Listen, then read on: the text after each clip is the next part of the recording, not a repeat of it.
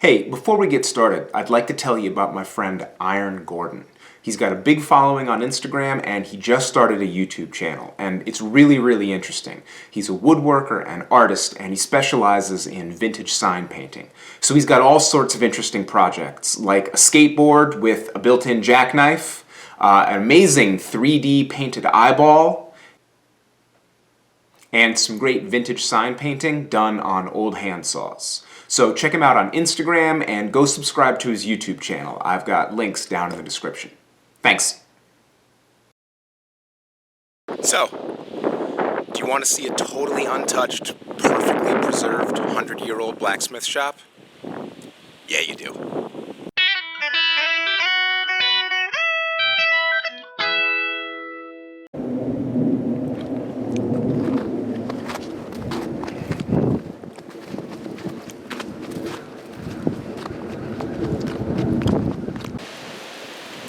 So when my parents bought their farm, excuse me, a little bronchitis.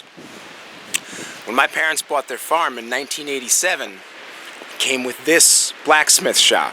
It's built into a hillside, so most of it's actually underground. And it probably hasn't been used since the 19-teens or 1920s, and it's 99% untouched.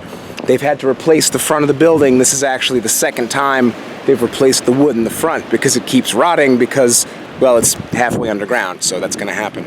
I'm going to take you inside and we're going to look around. The light level inside is really low, so I don't know how the film is going to turn out. You'll have to bear with me. We'll see what we can get.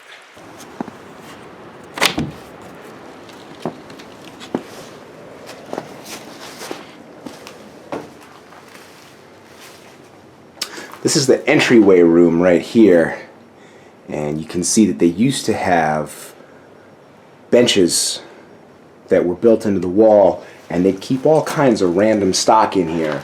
So there's round stock, there's all thread, there's channel and angle, and all sorts of stuff, pieces of bed frame, anything that wasn't going to get used. Obviously at a certain point it just came down here and became part of the stock for the forge. There's another one over here that's the same thing. Just a bunch of different stuff. Old trailer hitched from a tractor, rebar, bunch of round stock, all sorts of stuff. So this was the storeroom. And then the actual forge, whoops. Let me try and keep the door open. Oh, you know what? I bet I can open this other door too. There's that. Okay, that's better. We'll get a lot more light that way. Except the doors don't want to stay open. Hold on.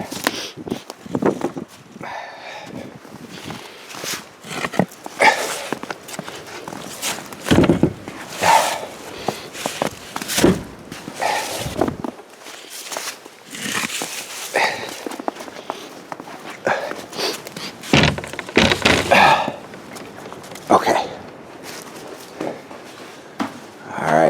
So here we're going into the Inner Sanctum, and this place is pretty much untouched since it was abandoned the last time it was used.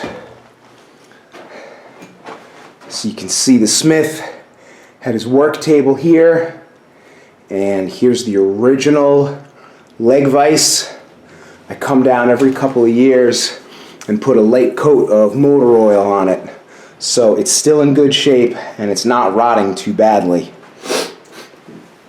Then down over here, here's the forge itself. Now it's a coal forge, and I don't know if the smith made it himself or what, but it obviously saw a lot of use. You can see all the ash and the coke left over from the last time it was used. Underneath you can see what's left of the ash dump and the tuyere. It's all frozen stiff. I can't move it, but you can see the ash dump over there. And then up here there's the standard and very sought after Buffalo blower. My dad keeps it lubed up so it still runs.